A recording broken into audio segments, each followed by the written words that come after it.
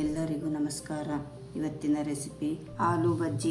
ಅದಕ್ಕೆ ಬೇಕಾಗುವ ಸಾಮಗ್ರಿಗಳು: ಅರ್ಧ ಕಪ್ಪು ಕಡಲೆ ಹಿಟ್ಟು, 1 ಸ್ಪೂನು ಅಕ್ಕಿ ಹಿಟ್ಟು, ರುಚಿಗೆ ತಕ್ಕಷ್ಟು ಉಪ್ಪು, 3/4 ಸ್ಪೂನು ಖಾರ ಪುಡಿ, ಚಿಟಿಗೆ ಸೋಡಾ ಪುಡಿ, ಕರಿಯಲು ಎಣ್ಣೆ, ಸ್ವಲ್ಪ ಇಂಗು, 1 ರೌಂಡಾಗಿ ಹೆಚ್ಚಿದ ಆಲೂಗಡ್ಡೆ.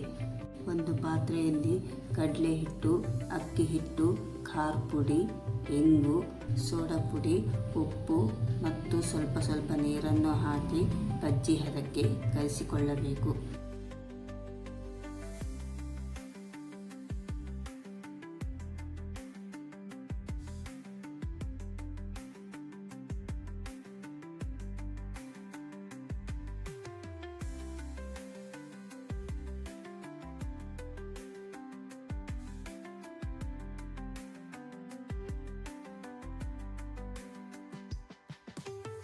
ಒಂದು ಪಾತ್ರೆಯಲ್ಲಿ ಕರಿಯಲು ಎಣ್ಣೆಯನ್ನು ಹಾಕಿಕೊಳ್ಳಬೇಕು.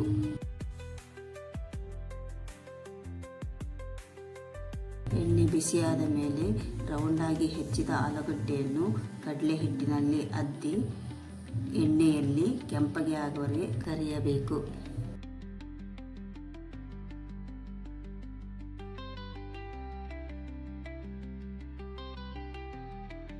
ನಂತರ ಅದನ್ನು ಒಂದು ಪ್ಲೇಟಿಗೆ ತೆಗೆದುಕೊಳ್ಳಬೇಕು. ನೀವು ಒಮ್ಮೆ ನಿಮ್ಮ ಮನೆಯಲ್ಲಿ ಟ್ರೈ ಮಾಡಿ ಹಾಗೂ ಹೇಗಿದೆ ಎಂದು ಕಮೆಂಟಲ್ಲಿ ತಿಳಿಸಿ.